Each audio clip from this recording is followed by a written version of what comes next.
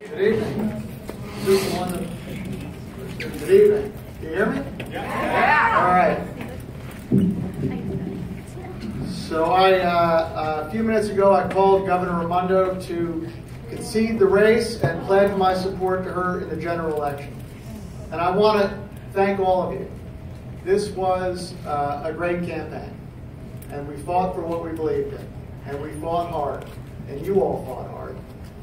And I have no regrets about it, because all you can do is know your beliefs, fight for them, tell the truth, and if it doesn't work out, you get up the next day and keep doing it, maybe in a different way. So this has been a truly grassroots campaign, which has been driven by you, each of you, against all odds, against millions of dollars and the political establishment, being outspent 13-1. Tonight we earned the support of more than 35,000 Rhode Island voters. You were in that support. It was your work. I want to thank all of you. I want to thank all of our volunteers who worked so hard, who made the phone calls, who knocked the doors. And for those of you who joined me in a 4-day, 60-mile walk from the top of the state to the bottom. Thank you.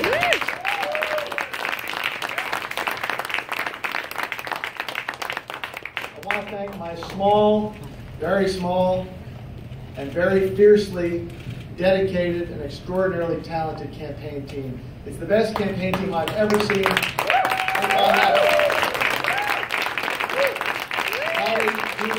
Ron, Cole, Chris, Andrea, Anamaris, Martine, Eve, Martina, Keith, Jason, all led by the greatest campaign manager a person could ever ask for, Meredith.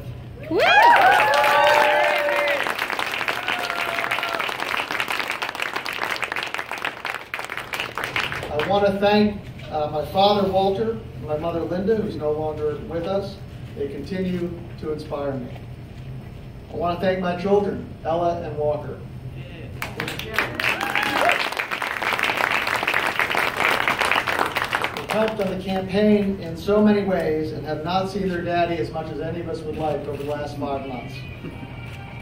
They inspire me every day to do more and to be better, to do the work we need to do to make this world right for all of our children. Finally, I want to thank my wife, Marissa. The love of my life.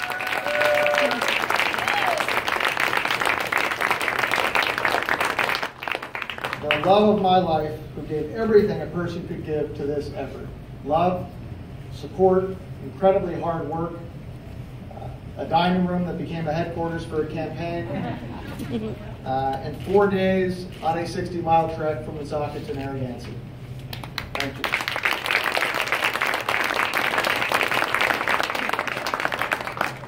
This campaign has been based on a very simple and enduring American ideal.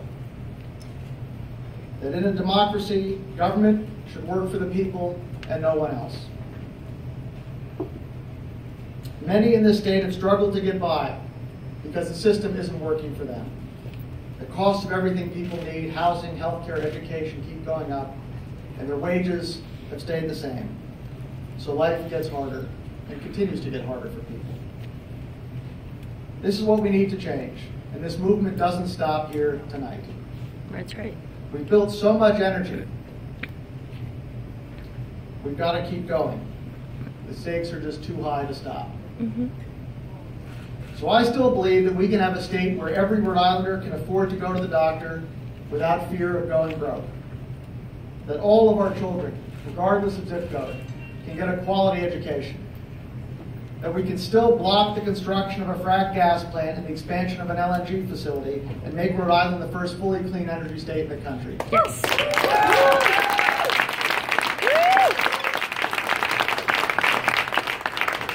It's times like these when there is so much at stake when we need to come together. Regardless of who you voted for or what your political affiliation is, we must come together to solve the common problems we face and move our state forward. So despite the outcome tonight, I am still full of hope. When I wake up in the morning, I come downstairs, and I see my children, I have no choice but to hope. We can't leave them a world like this. So we have to keep hoping, we have to keep believing, we have to keep fighting to make the world better, more just, and safer, which is what I've done my whole life, and one way or another will continue to do. So thank you very much for joining me in this cause. And I want to say to all Rhode Islanders, as long as we stand by each other, we will be able to make this state everything we know it can and should be. So I thank you all. I want to add, I've spent most of my life, that's the end of the script. I've spent most of my life working especially to find young people who have something special to offer from all backgrounds and giving them some way to put it to work. That's what City Year was. That's what I tried to do as Secretary of State. That's what we did at Global Zero all around the country, all around the world, I should say. We have campus chapters. And that's a lot of what this campaign was about for me. And it's so important to me that that my loss in this campaign does not in any way diminish the hope, the dedication, the drive, the spirit of anyone, but especially of all the young people who dedicated themselves to this. We can't let that happen. And so to all the young people here, take what was good from it. Take something you learned from it. Take the new friends that you made in it. Take maybe a new idea that you discovered in the process of this campaign, and just find a way to make it work. Find a way to take those ideals that you have and put them in the world. Sometimes they work out the way you hope, sometimes they don't. But you got to keep going. You got to keep going. So hang in there, keep fighting, keep believing, and I guess the last thing I'd say is, the only real source of power we have is each other.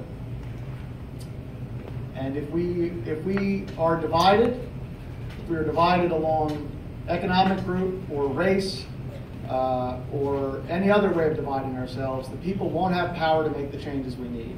So we've got to find a way as we go forward to come across the divides that we have, to come together based on our common humanity, but also based on our common interests, because the problems we face are urgent.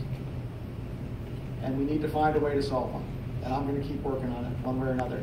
And I look forward to staying in touch with every single one of you. And I can't thank you enough for all your work. Thank you very much.